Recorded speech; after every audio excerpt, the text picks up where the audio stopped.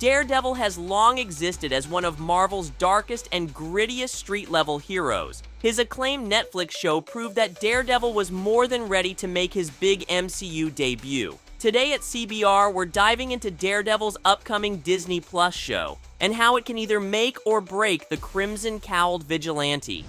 Daredevil debuted in Marvel Comics in 1964's Daredevil #1 by Stan Lee and Bill Everett. This very first issue covered as much ground as possible in order to get readers up to speed with the life and times of Matt Murdock. The issue begins with Daredevil, decked out in his classic yellow and red outfit, putting the hurt on a gang of thugs. His mission? Hunt down the crime lord known as the Fixer. Why does Daredevil have such a vendetta against the Crook? As the origin issue explains, when Matt Murdock was young, he lived with his father in a rather meager dwelling. His father, Battling Jack Murdock, was a prize fighter well past his glory days. A single dad resigned to the idea that his best days were long gone. He dedicated his life to giving his son Matt the very best he could. He stressed to Matt the importance of a good education, of applying himself to the best of his abilities so that he wouldn't turn out the way he did. Unfortunately, one day while Matt was out walking through his neighborhood, he watched a massive truck drive straight to an old man who was too feeble to move out of the way in the street. Without thinking, Matt rushed forward and pushed the old man to safety. The truck was able to slam on its brakes in time to avoid running Matt over, but the sudden stop caused the volatile chemicals that were on its flatbed to careen over and spill all over Matt. The chemicals rendered Matt completely blind. Jack became heartbroken over the unfair fate to befall his son and redoubled his efforts to be a beacon of hope for him. What Matt didn't know about his father, however, was that he was being paid by the Fixer to throw his boxing matches. Wanting to give Matt one final means of feeling proud of him, Jack Murdock won a fight he was supposed to lose. The Fixer, none too happy about this turn of events, gunned Jack down that very night. Now, what Jack never knew about his son was that the chemicals that made him blind had also given him superhuman reflexes, speed, agility, and hearing. By using these wondrous powers in combat, Matt Murdock became the hero known as Daredevil, the man without fear. Learning that the Fixer was to blame for his father's death, Matt struck out into the night to claim revenge, starting his journey to bringing an uncommonly rough brand of justice to those that prey on the innocent. Daredevil's origin story fits well with other Marvel heroes of his time. Spider-Man, for example, was also a youth that was granted incredible superhuman powers through a complete accident. Having also lost a loved one to crime, Spider-Man dedicated his new life to protecting the innocent in every way that he could. The X-Men were also similar in this sense, as they too were teenagers that were granted powers they had never asked for. While the X-Men had a very different motivation to fight crime, they still dealt with all the same trappings as young superheroes, namely a work-life balance and the trials and tribulations of contending with the world's most dangerous villains. Daredevil, despite sharing these similarities with the other Marvel superheroes, was different in that he wasn't just another teenager contending with school and a blossoming love life. He was a young man who had already become a lawyer. Unlike Spider-Man, whose job was a freelance gig that barely covered his rent, Daredevil was a professional. He was an extremely educated and talented lawyer who garnered a great deal of respect from his clients. Daredevil's career also gave him a unique relationship to the criminal underworld he fought each night. If he was unable to achieve justice in the courtroom by day, then he suited up as Daredevil and meted out justice the hard way by night. Daredevil is the walking dichotomy of practicing the law by the book and taking justice into one's own hands. Daredevil walks the line between being a traditional superhero like Captain America and the Fantastic Four, and being an anti-hero like the Punisher and Wolverine. On one hand, acting as such a violent vigilante is frowned upon by the law, but on the other, Daredevil does his best to avoid lethal confrontations when possible. He doesn't stalk criminals in the night with the primary goal of murdering them. He bloodies up criminals who have weaseled their way through the justice system and continue to prey on innocent people. The Punisher has no compunction with detonating an entire warehouse full of bad guys. whereas Daredevil would much rather knock them out one by one and leave them for the police to find. It might be difficult to imagine this next detail in light of how popular Daredevil's Netflix show was and how much hype there is for his new Disney Plus series, but there was a time when Daredevil was nearly canceled.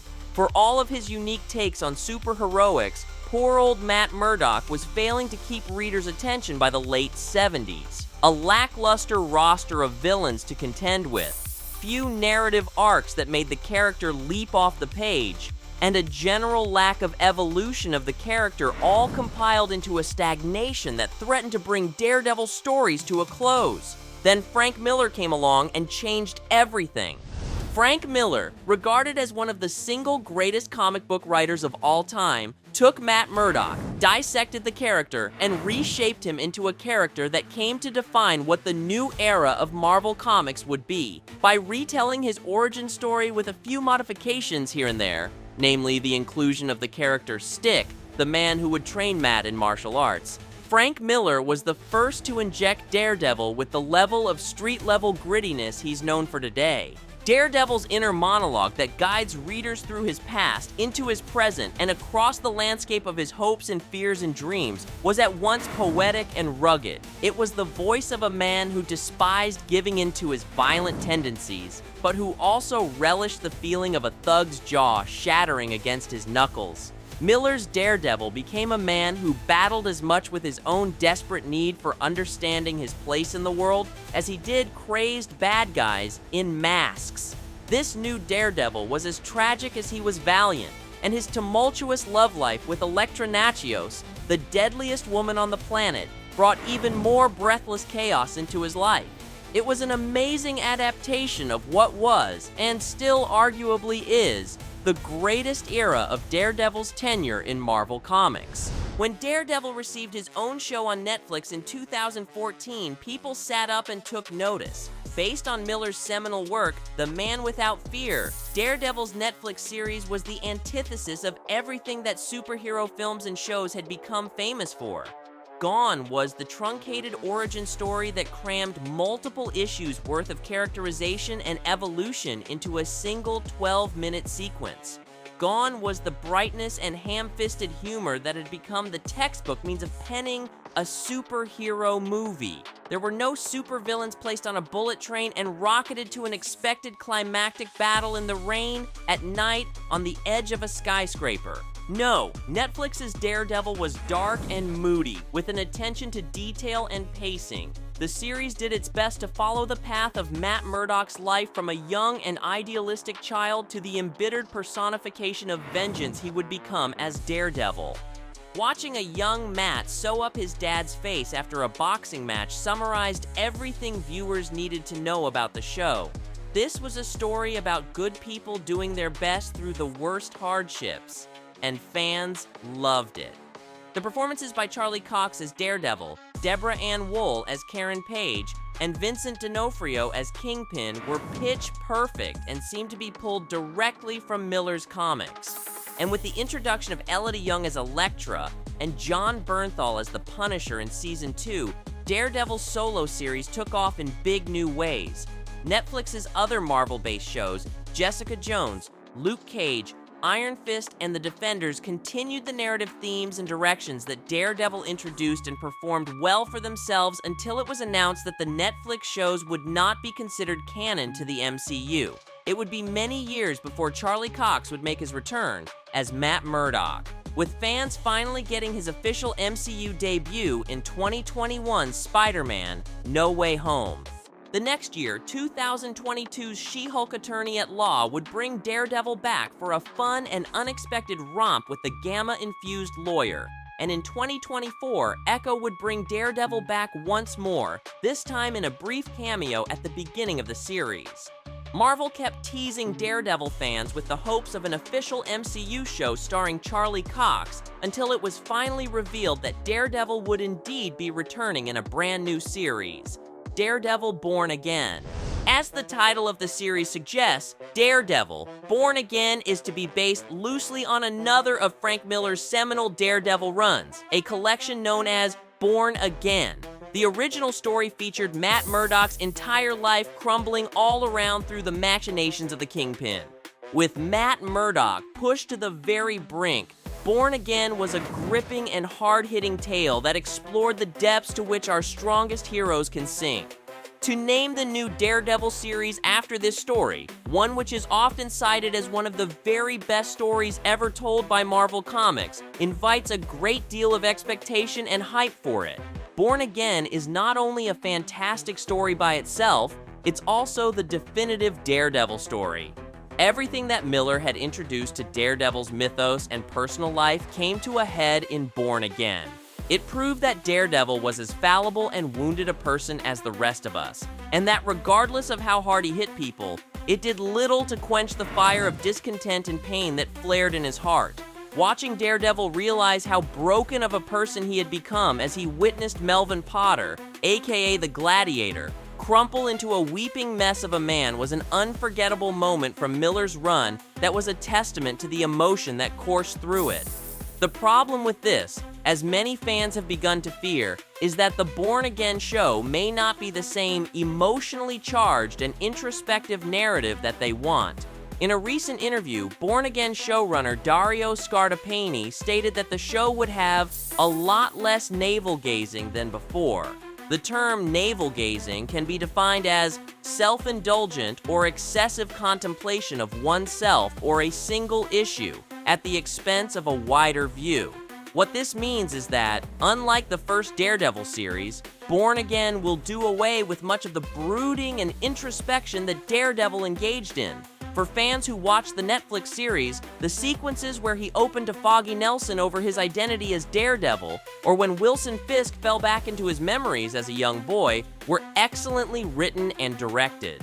They served not only to break up the intense moments of action in the show, but they also allowed viewers to gain deeper understanding of what it was that made these characters operate. For some, they were integral moments of exposition that elevated the show from being another slideshow of beat-em-up set pieces.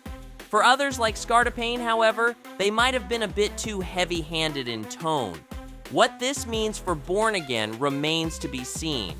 To say that a show based on one of the most introspective Daredevil stories ever told will be devoid of intense self-reflection is a bit worrisome. Losing sight of what made Born Again so special can be a fast track to ruining the entire story. Considering that Born Again is to feature the villain Muse as its central antagonist is already a massive departure from the source material that has put fans on edge. If the show doesn't follow the narrative of the original story and it willingly chooses to discard the emotional self-reflection from the original story, then why bother to call it Born Again at all? This is a major question and concern that can only be answered when the show finally hit Disney+. Worse still is the fact that if such a high-profile series as Daredevil Born Again fails to win audiences and critics over, then it could spell very ugly news for Marvel Studios. With the MCU lagging in recent years post-Endgame and with the abrupt departure of Kang as the primary villainous force, Marvel Studios is in desperate need of a solid hit to get back on track.